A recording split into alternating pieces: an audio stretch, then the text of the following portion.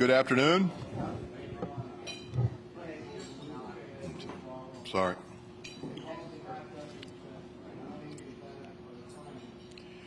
Ramey?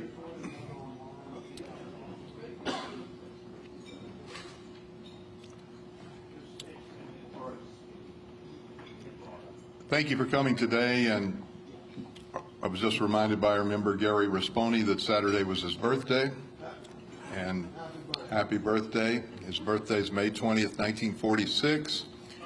He shares it with Cher.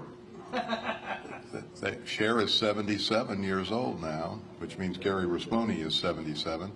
And a former guest just a few months ago who stood at this podium, Richard Nelson, candidate for governor, is 37. So he was born on the 40th birthday of Gary Risponi and Cher. And to more relevant matters, we have a trio of outstanding guests here today from Reset Louisiana, a group that was formed in 2019 with some ideas about how we can move our state forward. And we're going to start with Mike Olivier, Steve Procopio, and Barry Irwin. They will speak for about a half hour, and then we'll open it up to questions. And we thank you for coming today, and we look forward to hearing from our esteemed guests. We'll start with Mike Olivier. Thank you. Thank you, Jim. Thanks so much, Jim. Well, it's great to be here. You know, you guys have all been, people in the media have been very good to Reset. We started, as Jim said, back in 2019, and the history of it was we, all three of us, good government organizations, operated independently, certainly specializing in certain areas. Of course, as Jim knows, the Public Affairs Research Council was, the think tank of Louisiana, particularly all things financial and otherwise, and the media and the legislature leaned on them to come in and give testimony on issues without taking sides. They would give the pros and the cons. CABL, on the other hand, they got engaged in so many things, education. And what's the biggest thing in our state always is we're always ranked so far down the education line. What are we going to do? And I have to tell you, the three of us grouped together, we oftentimes consulted with each other. And over the years, we ended up now officing in the same office building. Now, that's dangerous. And so since, Barry, I've guessed for the second year now, you're in the Adams and Reese Law Firm office, in which I've been located since about 2010. So we're on the 19th floor. Public Affairs Research Council is on the 16th floor, so we can get to each other very easily. Particularly Barry and I, we have offices next to each other, and so he can't avoid me. But we're all tired of Louisiana being ranked whatever we're ranked. I mean, we all see it. You publish it in your publications. We're ranked 41st in population growth from 2010 to 2020. We're ranked 47th in personal income growth. We've got this huge poverty rate, approaching 40-something%.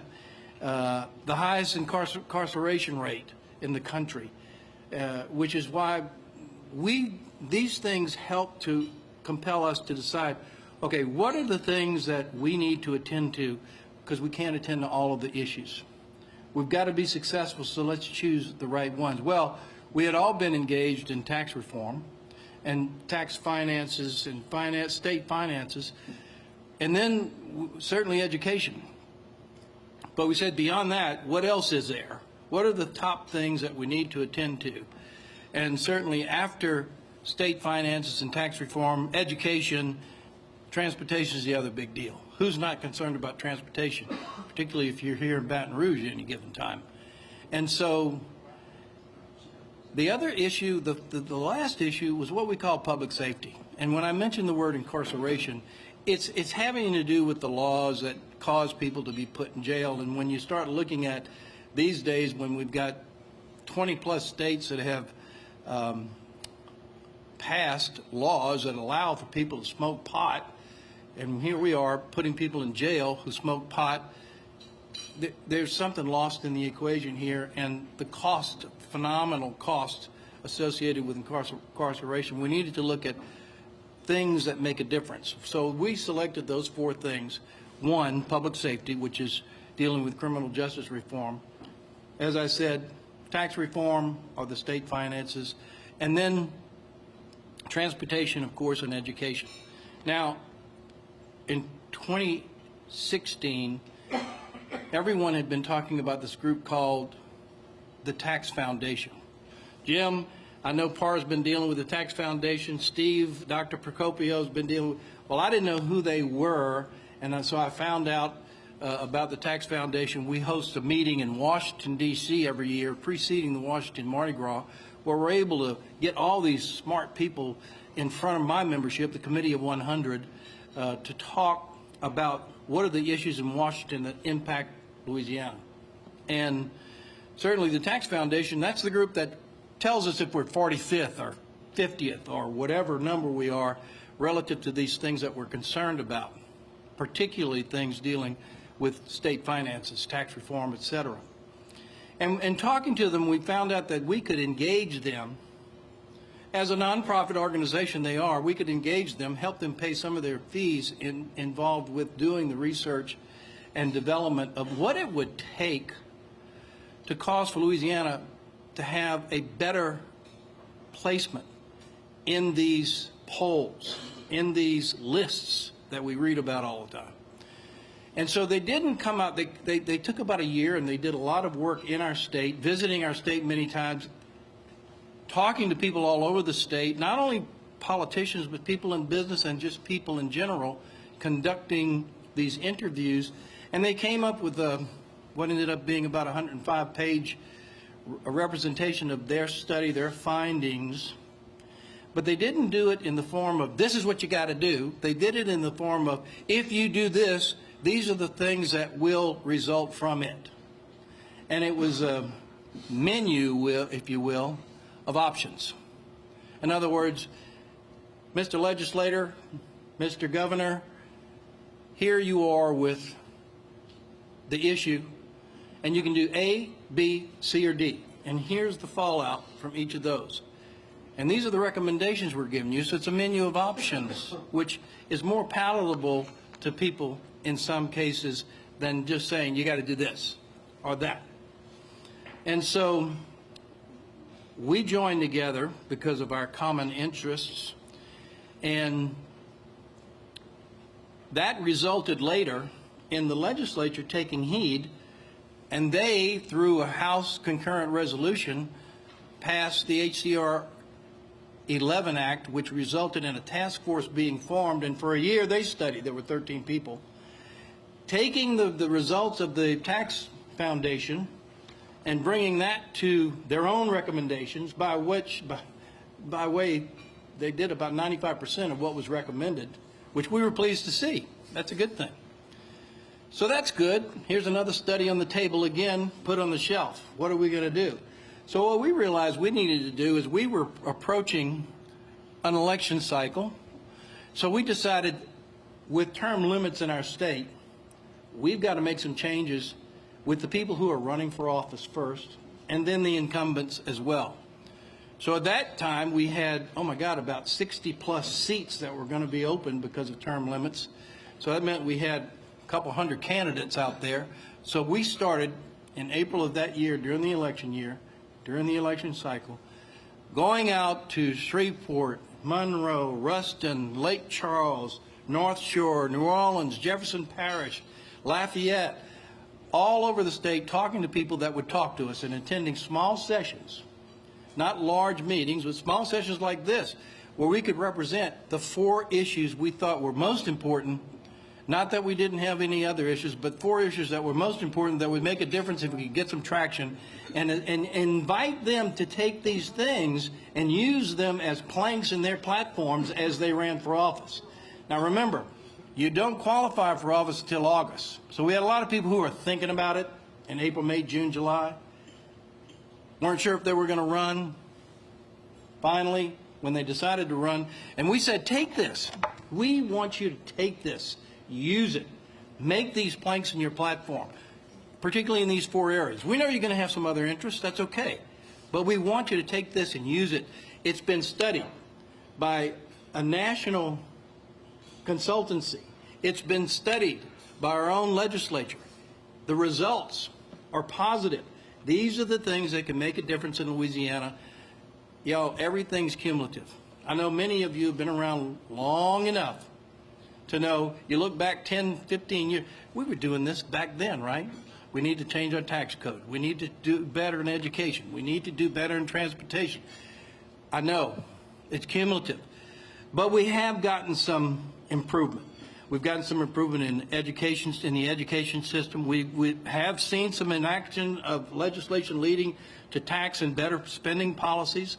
We've focused on building better infrastructure. We've got more to go in there. And certainly through some evidence-based changes that we've seen in public safety issues, there have been, like in 2017, some reform done in the criminal justice area that's making a difference in terms of helping us to save money and helping in the recidivism that we've evidenced through that. So altogether, we came together in 2019, the 3 of us, and decided we're going to do this program. It was named Reset Louisiana, and we've been focusing on candidates for governor, candidates for statewide elective offices, legislators, and meeting with them personally during the campaign cycle and also during the legislative periods, the legislative sessions, focusing on bills that impact these areas and letting people know that these are the things that we're concerned with. Now, so we've had some success, but we got a lot to do. You all know that. And as I said, it's cumulative, so we have to keep pushing. So here's where we are today. We're in 2023. We started in 2019. This is our 2023 version of Reset Louisiana. We looked at all of the issues that we've been promoting for the last 4 years. This is the 5th year. We've made some changes, and we're asking for more people to get engaged, the people that are running for office, to take this as a vision, use it as they approach the election cycle so that we can make a difference. And ultimately, I think we will.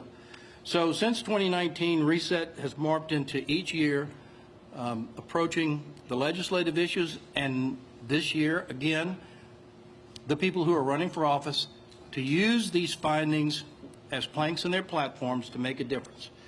In 2023, we have 2 thrusts. One, a nonpartisan push for these issues during the 2023 election cycle, certainly during the 2023 legislative session, which is soon to be over.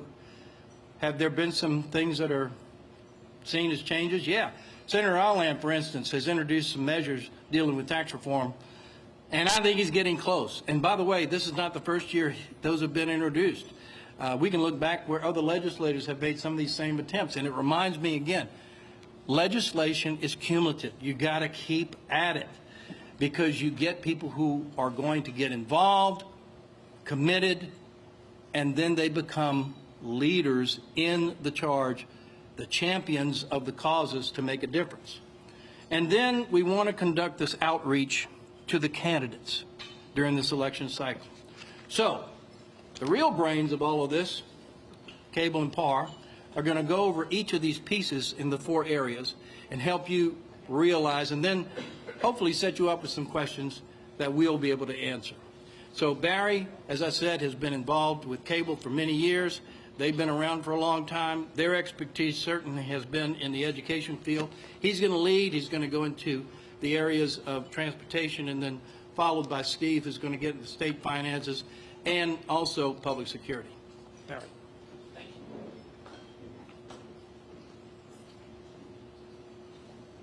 Well, I'm certainly not tall. Thanks, Mike. And I just wanted to say I really appreciate the opportunity to work with Steve and Mike on this. It's been really a great experience. We're, I think, enjoying having the opportunity to do that, and hopefully we'll see some positive things come out of this. I want to follow up on a couple of things Mike said and then give you just the highest level view of what we're talking about with the issues. I mean, I think this is really important effort for us for a couple of reasons. One, we totally recognize that we are nonpartisan organizations, that we do not have PACs, that we do not endorse candidates, that we can't do all the things that other people can do to try and influence elections in positive or negative ways, whatever the case may be. But we do feel like that we have some expertise in some areas, that we focused on some issues that are of importance to Louisiana. Not all the issues that are important, but 4 that are really critical, and I would say foundational for making the changes that we want to if we're going to get off of 50. And we feel like if we can put those out there, put them in the hands of candidates, in front of candidates, and put them in front of the public, and then when these campaigns start going haywire to the left and right and other angles, we'll have these things out there that hopefully you as news media and the public and others can come back to these things and say, hey, what about this stuff? Hey, this is the stuff that's important. So that's kind of why we're doing it, and why we feel like it's really important for groups like ours to do whatever we can in these areas.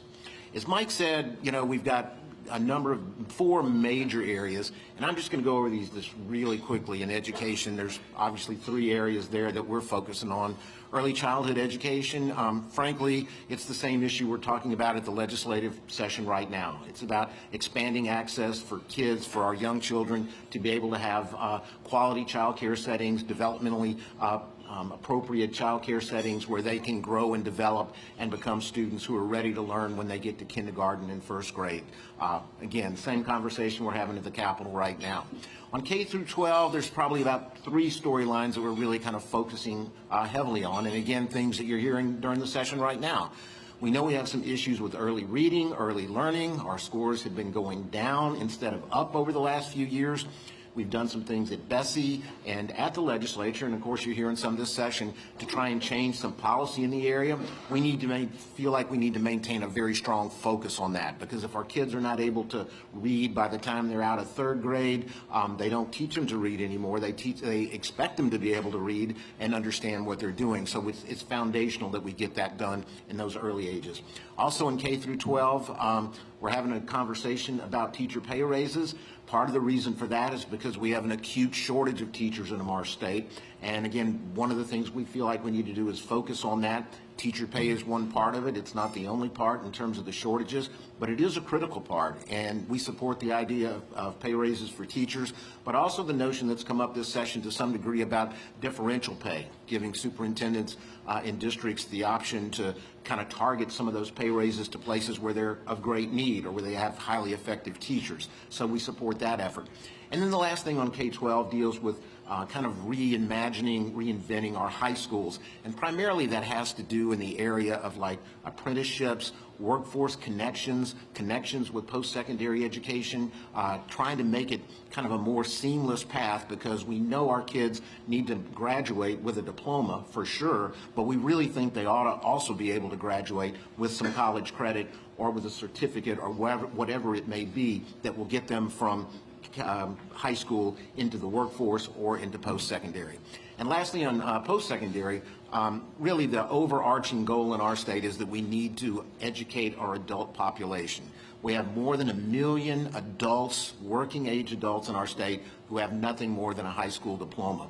They are not adequate to meet the workforce needs that we have. And so we believe that, you know, it needs to become an imperative for the state, not just the Board of Regents, who has set a goal of 60% of our adult population having a certificate of value by 2030, but a goal of our state to actually do that. Last piece I'm going to hit on is transportation. And again, we've actually done a couple of things on that in the last couple of years. I think as a result of some of the work that we were able to do during the election work, we put some state money into infrastructure.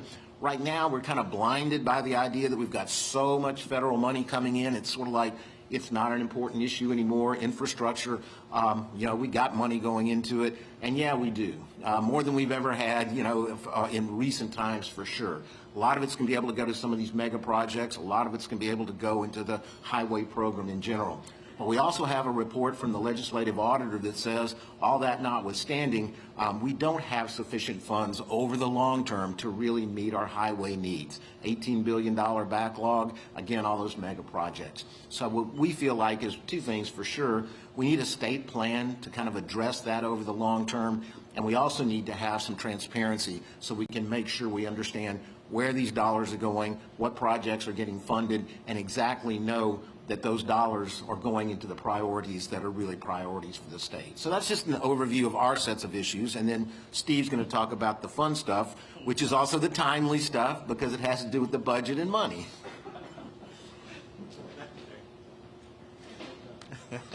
Barry and I fight over who gets to talk about the fun stuff. So just a quick housekeeping one. I just want a correction. Mike earlier said that PAR was the state's think tank. And Jim caught it too. Yeah, it is. Thank you. All right. Also, as Barry and everyone's pointed out, this is a high-level overview of what we're doing. For example, we have 55 recommendations in our report. So if we just took a minute for each one, you guys would probably leave after recommendation like 25. So again, what we're doing. And then you can find all the recommendations on our website, and it's in the press release that we passed around, you know, reset-louisiana.com. And you can, the kind of people that y'all are that come to the press club, y'all are the type of people also go to the website. So please go to that and let us know what questions you have and we can figure out. I have two broad areas I'm going to talk about. One is public safety and criminal justice, and the other one is finances. Normally I do the finances first, but I'm going to do criminal justice to start. So in 2017, there was a coalition of both Democrats and Republicans that came together, passed a series of bills. And the overall idea was, look, our incarceration rates are the highest in the nation, and people keep getting out of jail and committing more crime. Maybe we should take some of the nonviolent offenders that are in prisons, put them on parole and probation, and use the savings to invest in better programs so when they came out, they had a better chance of integrating into society. And actually, you can see the numbers very much from you know, the graphs we have. The change, we actually had a lot of people leave jail over time, and it was really from the non-violent part. So there's a sort of narrative that we've sort of been letting a lot of violent people out, and it's not correct. And there's going to be a lot of discussion over sentencing. They're doing that now over what we should do, because COVID hit, and COVID was a massive disruption for everyone, and that caused the crime rates to increase. And so what you see is, in reaction to that, particularly we've had, you know, increasing crime in Louisiana. That's noticeable no matter where part of the state you are. Some more noticeable than others. But the thing is, that's happening across the country. It's not because we had criminal justice reform. If anything else, we need to do a better job of making sure when people get out, they are prepared to integrate in society. Okay, but put aside the sort of big ticket items of sentencing reform. There's just some basic stuff in criminal justice and public safety we're not doing that other states have figured out. For example, there was a federal report that came out and said, hey, you guys are spending roughly $2 million, the state of Louisiana, $2 million keeping people in jail past when they should be released. That's just the cost of housing and feeding them. Our systems are not sufficient to actually let people out on time, and so there's a cost to that. And that's not even counting the lawsuits. So that's $2 million that we could either spend preparing people to reintegrate or just spending it on education. It's just sort of a wasted $2 million to violate people's rights. So we have to have a better system. We also know in the Baton Rouge area there was a prisoner that was let out because their time was up at one jurisdiction but not in the other, but they didn't really talk to each other. So the person was just let free from the one jurisdiction. So we have to tackle the big weighty issues of sentencing, but we have to do a lot of basic foundational work to make sure we have better systems, because you have to build on that. Overall, the message on public safety is do what the evidence points to.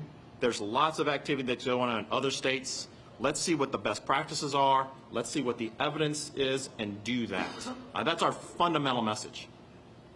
All right, I'm going to switch over to finance. So in finance, we mean both the spending, so the taxes side, and the budgeting side, or the spending and taxes. All right. Big picture, it's pretty much the same thing. It's just, keep it simple, stupid. We have far too many exemptions in the tax code. It's very complicated. We have far too many dedications in the spending side. It's very complicated. And those are there not really for any serious public policy reason. We would be better served by getting the exemptions out and lowering the tax rate, which is what we've done. One of the major things we've done in the past 4 years is we got rid of the federal deduction, which no state had a federal tax deduction on their state income taxes at 100%. We were the only one that did that, and we had it in our Constitution. And we were able to do that, and you saw our rates come down, our top rate, from 6% to 4.25. And if you look, okay, there are 3 states in the South. There's Tennessee, Florida, and Texas that don't have an income tax. But if you look at all the other states in the South, we have a lower top tax rate, income tax rate, than they do. Once you're able to get rid of this big deduction and lower the tax rate, turns out we actually have a pretty competitive top tax rate. Now, it's all not about tax rates. You also have to look at the brackets as well. But overall, we have a much more competitive picture before some of the reforms that we did. And some of the reforms happened because of Reset meeting out with candidates before they were even in office and telling them, here's some of the things you need to do. Now, it wasn't any of the newly elected people that got it done. One thing that happens with people that are elected to office, they're new, they're really sort of afraid of any other new ideas. Like, that might be a good idea, but I have to learn it. And so they may take 2 or 3 years to learn an idea. We're trying to accelerate that learning, so when they get in there and you have a more senior legislator come in, they're like, okay, I've heard about this. This is probably a good idea. I'm going to try and work with them. And that's really what we're trying to do. On the spending side, obviously we have far too much in terms of that's locked up in various dedications. A lot of that's constitutional, which I'll talk about in a second. So you want to give lawmakers as much flexibility as possible to deal with the situations they have. Speaking of which, one of the situations that we are concerned about, and we're trying to let people know, is that we will have a fiscal cliff, assuming they don't fix it by the end of this term, which I don't think they will. But I do want to point out, the legislature's done a pretty good job about not making the fiscal cliff worse. When they've had these big surpluses and big surges in cash, they have been spending it on roads and paying down debts and paying off judgments. So I do want to give them notice that they actually have done a pretty good job about not making it worse, but we still have this about $400 million fiscal cliff. And they're going to have exactly 1 year to do anything about it when they come in. So they can't really just wait around. They have 1 year to fix whatever they're going to do, or at least soften the landing. And that's something we're trying to let people know about. All right. 2 other issues. Constitution. I don't think I should have to say a lot on the Constitution. How many people here, by show of hands, think we have a great Constitution? Yeah, nobody. Okay, we all know it's a terrible Constitution. All right, and PAR has been working on the Guide to the Constitutional Amendments. I think the first one was like 1952. And it's almost an annual event, the number of, times we have to vote on what the constitutional amendments are. We don't really have a constitution.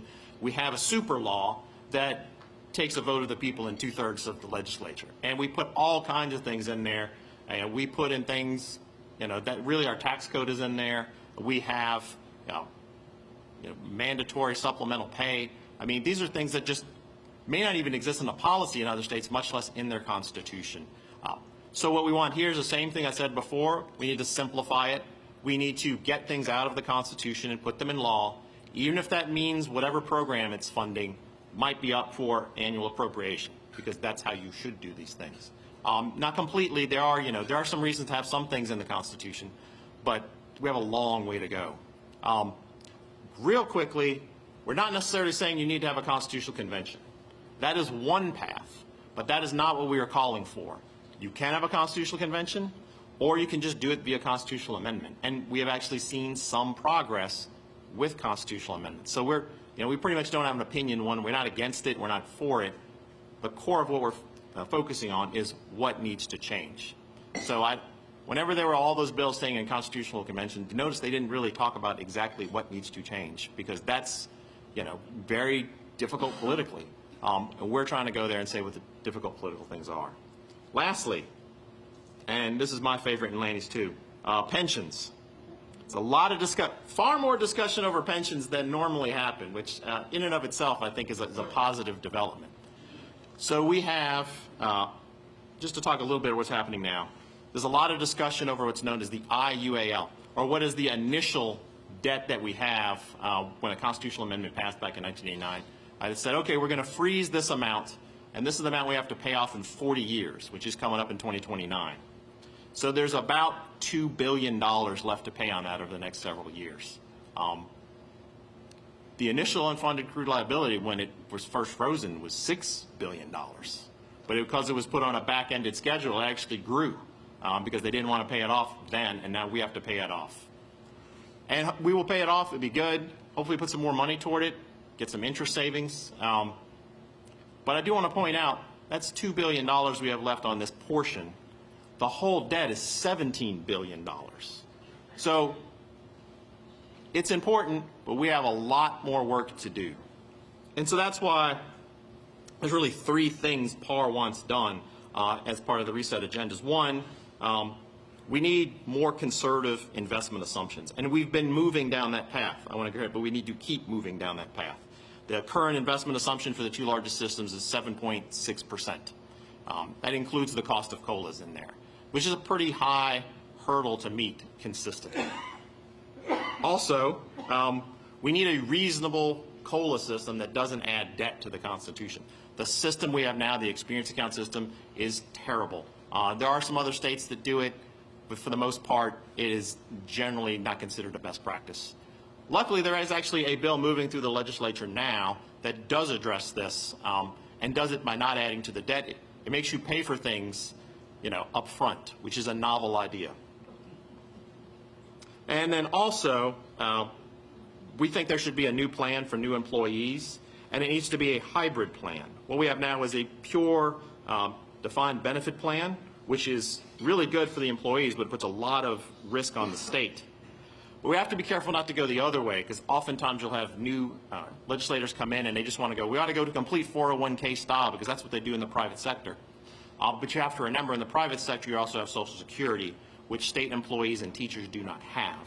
And so you need some bedrock of security in addition to some sort of 401k.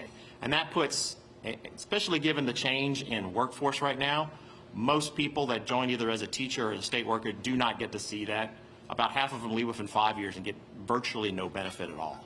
So we really need to modernize our pension system. So that is the high-level overview. I'll be happy to talk to anyone about pensions. And I guess you have something else you can talk about. We can talk about that too. But so that's it. Thank you so much. I really appreciate not just today, but that y'all continually do this. This is an important part of having a coherent society that can actually tackle its problems. So with that, I guess, turn it back over to Mike in case we have questions. Jim, are you going to moderate, or do we just take it from here? Let you enjoy your lunch, yeah? Not that I'm going to answer the questions, but you probably have questions, and we do have folks that can answer them. So any questions, please? We have, yes, sir. Maybe you know this, transportation is one of your issues. Why hasn't there been a comprehensive study of the total cost of the work that DOTD is doing on the interstate? By total cost, I mean not just construction costs, but costs to the environment, to emissions, to productivity, people waiting, long minutes, traffic, the impact on emergency services, vehicles, which is what the federal government calls road user cost.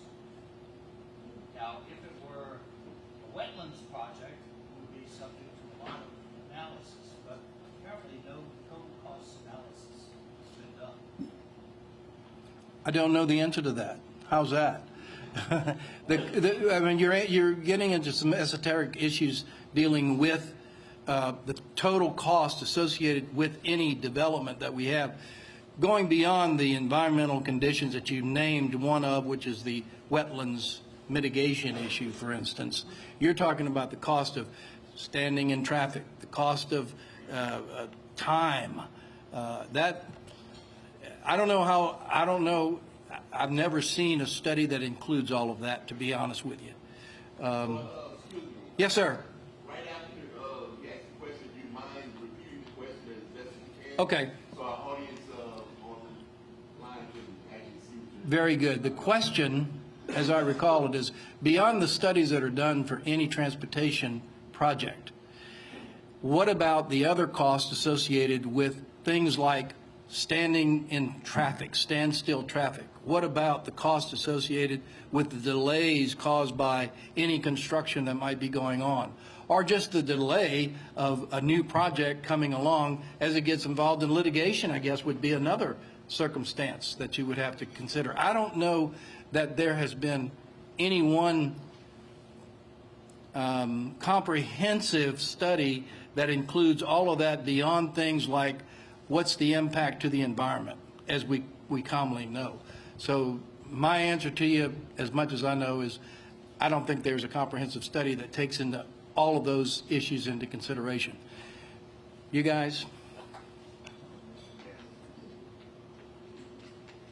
So I will add a little bit. I'll add a little bit to that.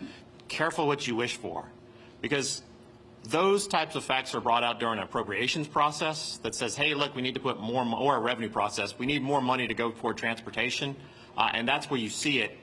If you actually put it as part of the review process, and then you're taking what's essentially a good idea, hey, look, in addition, when you're weighing the pros and the cons as you do your review process, you need to look at all of the cons to the current system so that the new system comparatively looks better.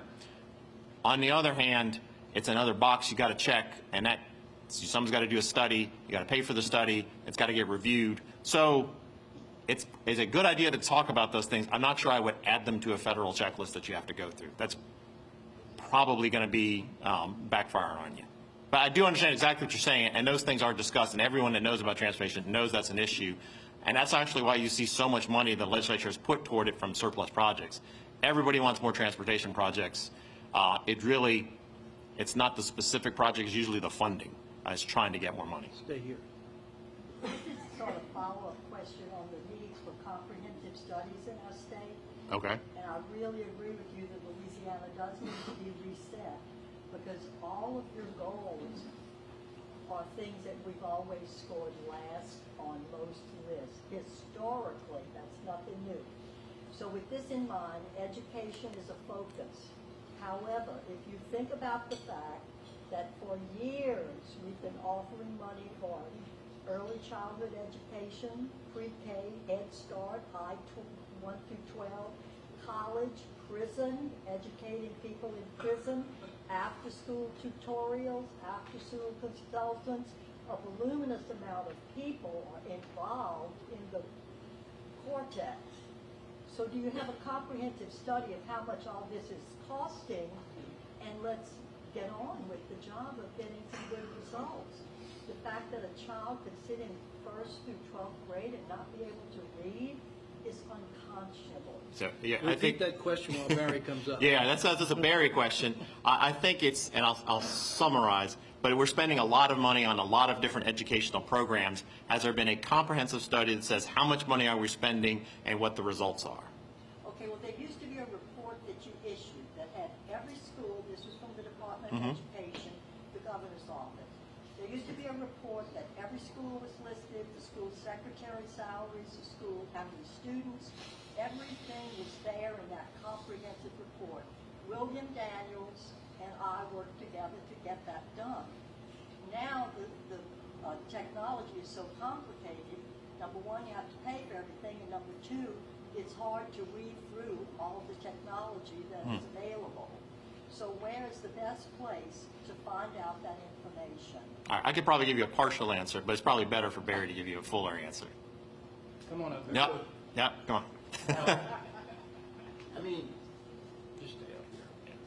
yeah, you're talking about comprehensive information about K through 12 education, where the money's going and that. I mean, there is some information out there, quite a bit already, on the website that the state has that looks at a lot of those things. Not every one of those things per se, but a lot of it dealing with personnel, expenditures, how much per pupil, all of that stuff. It is on the state website that they have. Now, there is legislation that is going through the process right now. It actually went through the process last year, was vetoed by the governor. It's going to go through the process again this year, and it may get vetoed by the governor. That is designed to create more transparency and require school districts to put not just their budget, but their expenditures and just a lot of fiscal financial information on their own websites. A lot of them already do that, but they're not required to. This would require all of them to put them on their websites. That's part one of that. And part two of it would be if funding is available. That's a phrase that's used in everything going on at the Capitol these days. If funding is available, to make it available to the Treasurer's Office, which has some software which they would integrate in there to basically really be able to do comparisons between schools and get kind of more down at a deeper level of being able to compare than just the info that the districts are putting on their websites. We have that kind of at the state level with this, what is it, LA checkbook, right? Which looks at a lot of those things, again, the expenditures and all that, but salaries, I mean, all the way through. We don't have that in K-12 education, but this is an attempt to try to put more of that transparency in there for that reason. I think that you would agree with respect that all the money that we spend on one student, all of our students could have degrees from Harvard. By the time, I mean, all this money, think about that is being spent with little documentation and little what's actually going on, that we could all have degrees from Harvard. I'm not sure I would agree that we could all have degrees from Harvard with the amount of money that we're spending. We are spending a lot on public education. There is no question about that. But, when we've got, the second highest poverty rate in the country, the second highest rate of children in poverty in the country, those are challenging issues. I think we have figured out that we need to start earlier with our kids. We need to start in those earliest ages. We haven't gotten yet in terms of being able to make the investment in that area that we want to. But again, I think on education, the issue is what is the problem and how do we solve it, And money is not one that we want to talk about all the time. But the flip side of that is we've kind of figured out that if we want to have our kids prepared for school and ready to go on to further through the education system, we have to do a better job at the earliest ages that we can. And so we're making some investments, but obviously, and I think the discussion is going on at the Capitol right now, we probably need to make, some more in that area. We had a question over here. Yes, ma'am? Besides coming here, I wanted to know what you all are doing across the state to try to influence these four key objectives. Thank you very much. I'll give you $10 after we're done. The question was, what else are you doing? As a Reset team, we're going across the state as an outreach to as many people as who are willing to talk to us and listen to us. Now, that means not only are we going to meet with those people who are candidates for statewide office, and we just did one, my colleagues just did one last Friday in Lafayette. They had 10 candidates. That's not bad for the 30 seats that are available. And so we have planned in the coming months. Next one up is Shreveport, Monroe. After that, the North Shore, and then we have all of these others that are going to occur August, September, on up to the election time. Again, remember, they don't have to qualify until August the 8th through the 10th. So not everybody's made up their mind. Not everybody is fully committed yet, but we're trying to get out as much as possible. Plus, we have the incumbents that we want to get to. They don't finish their legislative session until June the 8th. We want to get to them and remind them these things are important to people. Thank you for asking that question, because it's a very, very good question. In addition, we're going to have other means to reach out to people. Rotary clubs, chambers of commerce, economic development groups, people that are going to say, we'd like for you to come and talk about the issues that you have under the Reset 2023, the Reset Louisiana umbrella. Somebody, one of us, all of us are going to be there to do that. Thank you very much. Question? A few years ago, when the federal mandated Secretary for Transportation for this area stood at a podium, he said, what's the difference between Shreveport and Baton Rouge? And you might say, Shreveport and Dallas is a straight shot, might even be a suburb of Dallas mentally.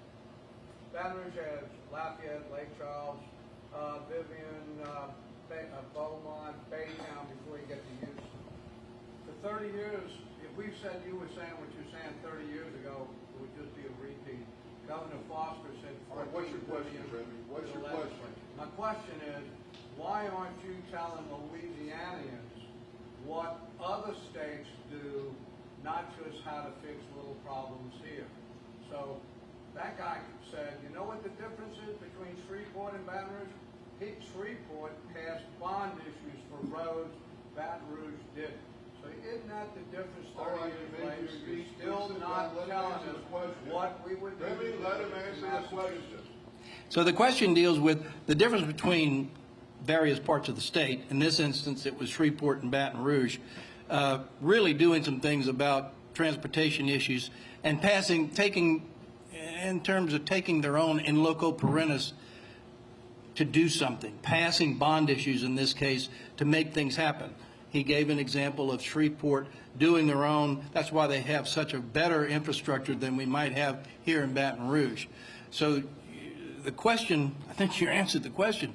I think we're going to, and I noticed it in another place. I've been around, I lived in Lafayette, Louisiana, for instance, for a long time.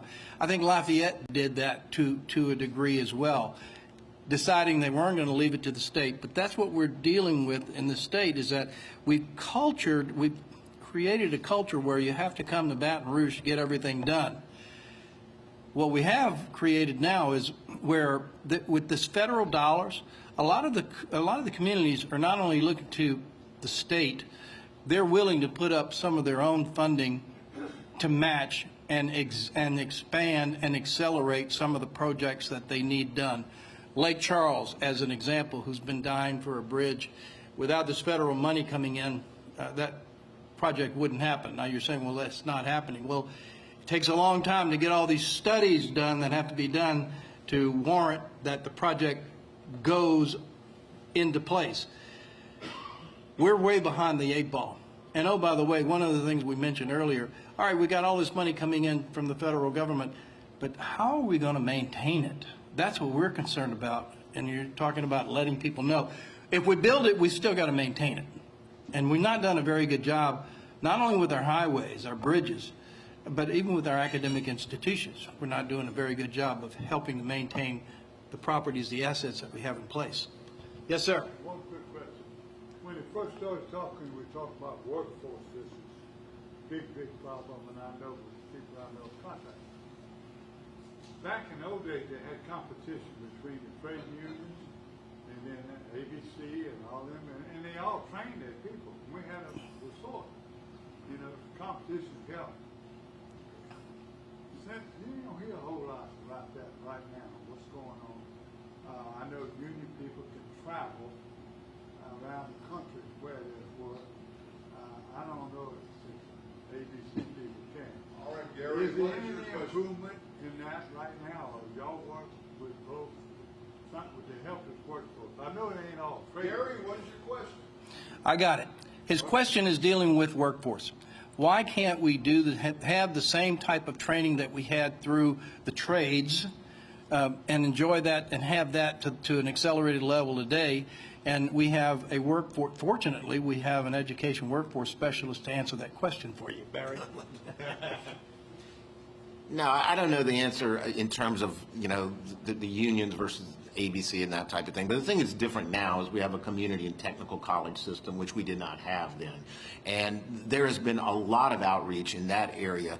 I mean, I think the LCTCS knows very clearly that their mission is very straightforward, and that is we have an adult population, as I mentioned, that is undereducated and underskilled, and we have to find a way to skill them up and educate them better to meet the workforce needs. Now, there are challenges in dealing with that population, and they're experiencing that right now. I mean, COVID and all that aside, these people are people largely who are already in the workforce.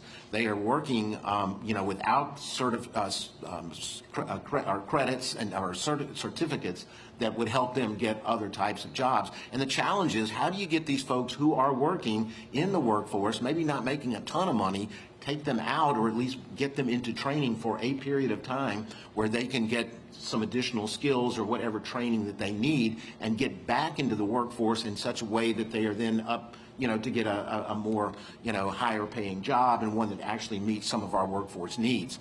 We have a program that was put into place last year, actually, kind of funded for the first time last year, MJ Foster, Mike Foster Promise Awards, and it didn't work quite the way that was hoped for in terms of actually attracting folks in there. So we're in the process of tweaking that legislation now to make it easier to facilitate folks to take advantage of that. That does happen sometimes when you have a program that's a great idea.